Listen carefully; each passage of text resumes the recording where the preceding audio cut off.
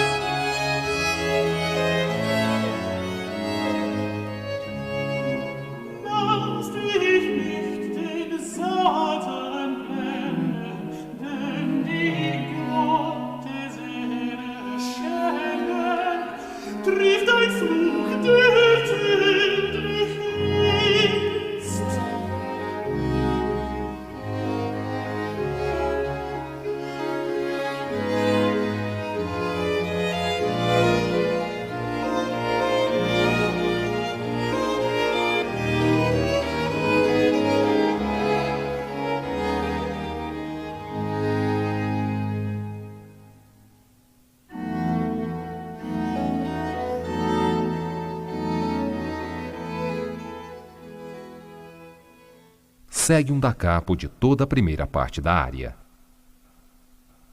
O texto do único recitativo seco é mais austero ainda. A forma do vil pecado é, por certo, maravilhosa por fora. Somente depois poderemos receber, com dor e fastio, muitos incômodos. O exterior é puro ouro, mas, se vamos além, aparece somente uma sombra vazia e um sepulcro esbranquiçado. Die Art verruchte Sinnen ist zwar von außen wunderschön, allein man muss nach mit Kummer und Verdruss viel Ungemach empfinden. Von außen ist sie gut, doch will man weitergehen, so zeigt sich nur ein leerer Schatten und immer tiefes Grab. A segunda seção do texto expressa: é como a maçã de Sodoma, e aqueles que se unam a ele nunca alcançarão o reino de Deus. É como uma espada afiada que atravessa nosso corpo e alma. Quando a voz pronuncia esta última frase, o baixo contínuo é terrivelmente lançado para o alto em violentas semicolcheias. Sie ist dem Sohn und selbst gleich, und die sich mit derselben Göttin gelangen nicht in Gottes Reich. Sie ist als wie ein scharfes Schwert, das uns Leib und Seele fällt.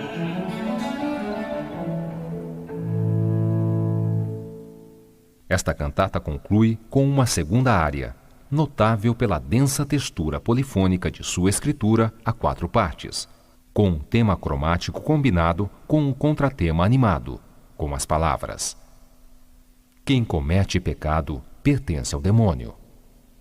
Bach constrói então uma fuga a 3 vozes apoiada no baixo contínuo, violino e violas em uníssono e a voz. O cantor deve, obrigatoriamente, igualar sua força a cada linha instrumental.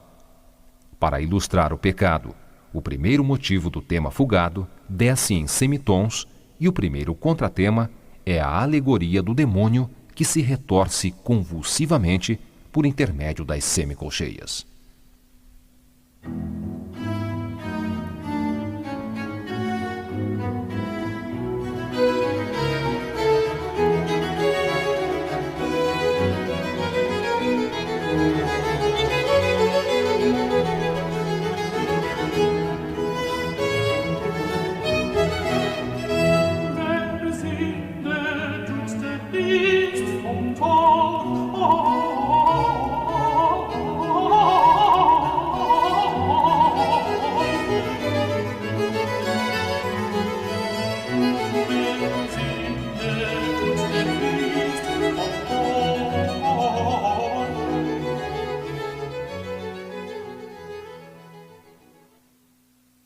A seguinte frase do texto exclama: porque ele o arrebatou.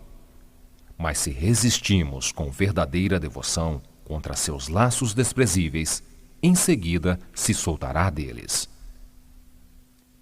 As pesadas colcheias do baixo contínuo, que acompanharam a primeira seção, aparecem agora na voz para simbolizar a liberação dos laços do maligno.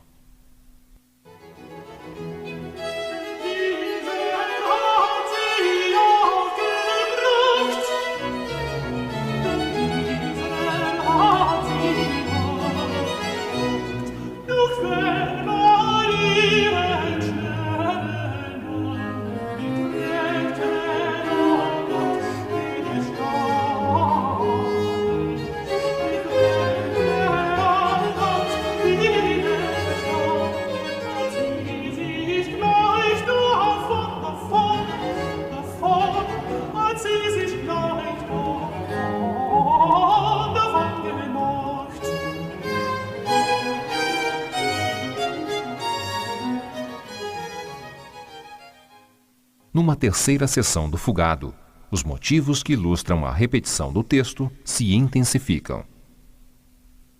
Mas se resistimos com verdadeira devoção contra seus laços desprezíveis, em seguida se soltará deles.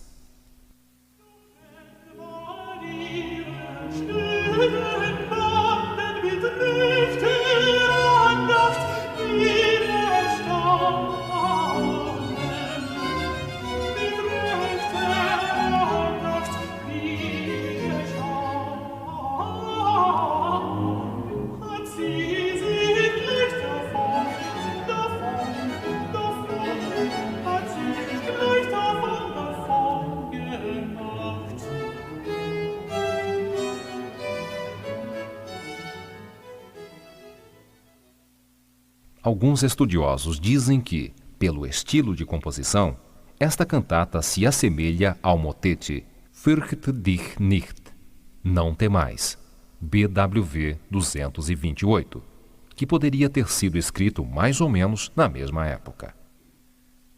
Sabemos somente que devia haver, na época, um cantor disponível, com certeza um altista ou contratenor, e não uma mulher, com uma voz muito poderosa, com notas graves potentes, pois em nenhuma outra música de Bach composta para contralto a tessitura chega a um tom tão grave.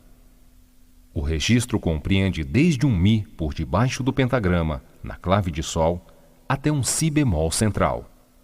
Somente uma voz excepcional poderia chegar a se fazer ouvir neste registro.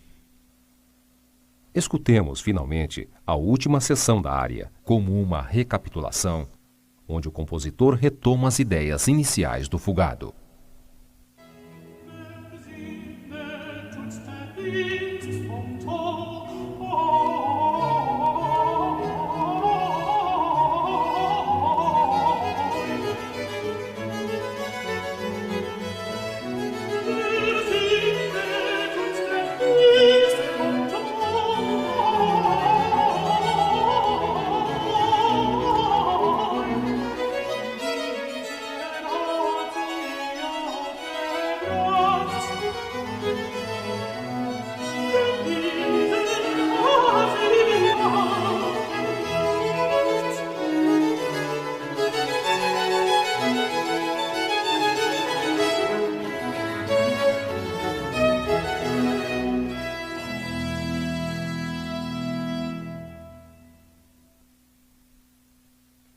Albert Schweitzer, em seu livro Bach, o Músico Poeta, escreveu: se houve alguma vez um artista autodidata, esse foi Bach. Não pertencia a escola alguma e seus estudos não foram guiados por nenhuma teoria preconcebida. Foi o discípulo de todos os mestres, tanto dos antigos quanto dos modernos. Bach, sempre que podia e o dinheiro e as distâncias permitiam, viajava para visitar artistas de sua época. Gostava de escutá-los e ver o que estavam fazendo. Copiando obras de outros compositores e sem nunca ter saído da Alemanha, familiarizou-se como a arte francesa e a italiana. No fundo, Bach era um arquiteto. Quanto mais estudamos seu desenvolvimento como artista, mais claramente percebemos que todos os progressos resumem-se numa ideia: o aperfeiçoamento incessante da arquitetura musical. Quando Bach recomendava a seus alunos que estudassem as obras clássicas, não podia imaginar que esta somente teria lugar quando a posteridade redescobrisse suas paixões e suas cantatas.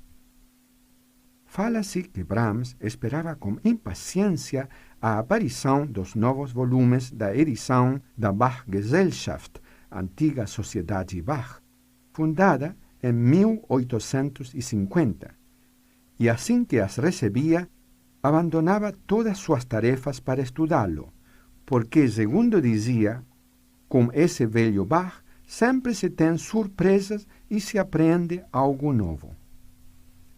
Quando tinha nas mãos o último volume da grande edição de Händel, colocava-o numa estante da biblioteca, dizendo: "Deve ser muito interessante e vou lê-lo assim que tiver tempo." Ouviremos a seguir a cantata BWV 54, Widerstehe doch der Sünde, Resiste, pois, ao pecado, composta por Johann Sebastian Bach para o terceiro domingo da 40ª. Intérpretes: James Bowman, contratenor, The King's Consort, com instrumentos de época, sob a regência de Robert King.